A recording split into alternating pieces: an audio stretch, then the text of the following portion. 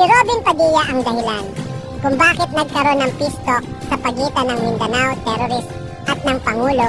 Si Robin din dahilan kung bakit nahinto ang bombing sa Mindanao at naligtas ang mga hostage. Siya po ang peacemaker noon na sobrang hirap kausapin ng mga taga Mindanao. He organized peace talk. Siya po ang nagsiwalat at nagpatunay na may totoong lutuan ng droga sa loob ng Bilibid. Hindi pa siya senador pero may naipasa na siyang batas. Siya ang nagtayo ng Therapeutic Center Against Drugs sa loob ng Bilibid.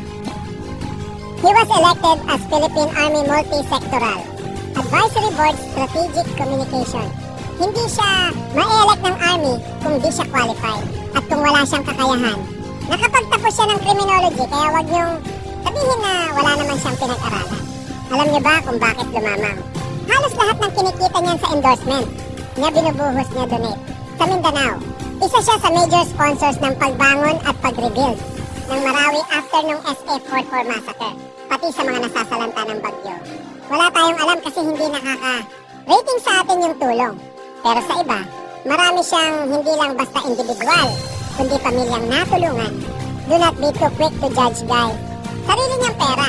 Ano ba nagawa ng ibang politiko? Buti pa nga siya. Ilang taon na ginagawa yan ng hindi nakaupo sa posisyon. Tinanong siya bakit ngayon tumatakbo siya eh. Nagsabi siya na di siya papasok sa politika. Ang sagot niya, through politics ma-maximize niya ang help all over. Kasi kung siya lang, limited lang. Hindi marunong tumanggi yan sa taong lumalapit sa kanya at nahingi ng tulong.